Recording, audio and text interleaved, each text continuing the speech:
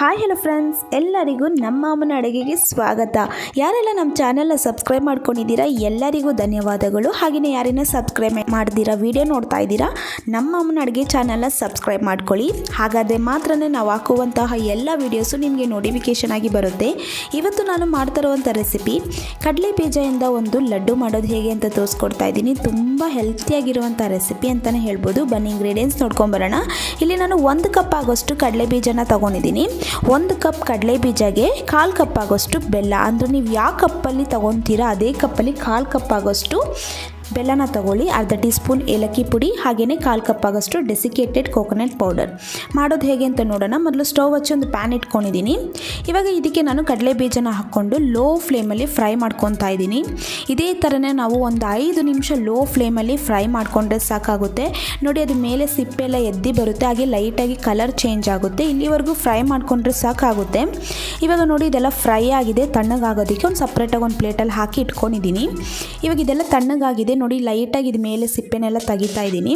ಇದು ಫುಲ್ಲು ತೆಗಿಬೇಕಂತೇನಿಲ್ಲ, ಲೈಟಾಗಿ ಸಿಪ್ಪೆಲ್ಲ ಹಿಂಗೆ ತೆಗೆದ್ರೆ ಸಾಕಾಗುತ್ತೆ. ಇವಾಗ ನೋಡಿ, ಇದೆಲ್ಲ ಸಿಪ್ಪೆ ತೆಗೆದು ಒಂದು ಬೌಲಲ್ಲಿ ಹಾಕಿ ಇಟ್ಕೊಂಡಿದ್ದೀನಿ. ಇವಾಗ ಇದನ್ನು ನಾನು ಒಂದು ಮಿಕ್ಸಿ ಜಾರಿಗೆ ಹಾಕೊತಾ ಇದ್ದೀನಿ.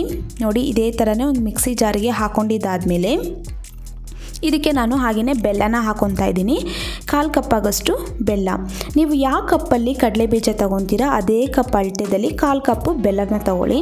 ಹಾಗೆಯೇ ಏಲಕ್ಕಿ ಪುಡಿ ಇಷ್ಟು ಹಾಕ್ಕೊಂಡು ನಾನು ಪೌಡರ್ ಮಾಡ್ಕೊಂಡು ಬಂದಿದ್ದೀನಿ. ನೋಡಿ, ಇದೇ ಥರನೇ ಚೆನ್ನಾಗಿ ಪೌಡರ್ ಮಾಡ್ಕೋಬೇಕಾಗುತ್ತೆ.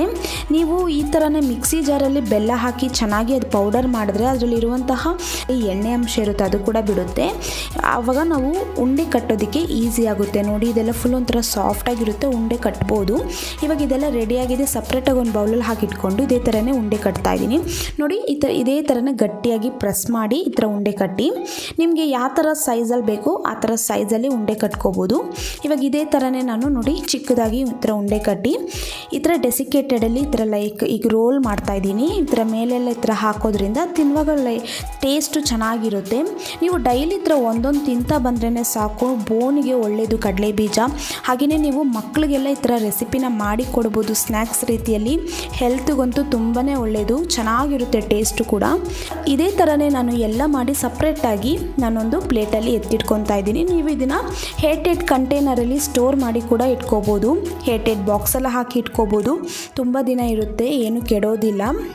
ಹಾಗೆಯೇ ಡೈಲಿ ನೀವು ಈ ಥರ ಸ್ನ್ಯಾಕ್ಸ್ ರೀತಿಯಲ್ಲಿ ಕೂಡ ತಿನ್ಬೋದು, ಚೆನ್ನಾಗಿರುತ್ತೆ. ನಿಮಗೆ ಈ ರೆಸಿಪಿ ಇಷ್ಟ ಆಗಿದ್ದರೆ ನೀವು ಕೂಡ ಮನೇಲಿ ಟ್ರೈ ಮಾಡಿ ಹೇಗೆ ಬಂತು ಅಂತ ಕಮೆಂಟ್ ಮಾಡಿ. ಹಾಗೆಯೇ ಮತ್ತಷ್ಟು ಈಸಿ ರೆಸಿಪೀಸ್ಗೆ ನಮ್ಮ ಅಮ್ಮನ ಅಡುಗೆ ಚಾನಲ್ನ ಸಬ್ಸ್ಕ್ರೈಬ್ ಮಾಡ್ಕೊಳ್ಳಿ. ಪಕ್ಕದಲ್ಲಿ ಬರುವ ಬೆಲ್ ಐಕಾನ್ನ ಕ್ಲಿಕ್ ಮಾಡ್ಕೊಳ್ಳಿ. ಈ ವಿಡಿಯೋ ನೋಡಿರುವ ಎಲ್ಲ ವೀಕ್ಷಕರಿಗೂ ಧನ್ಯವಾದಗಳು.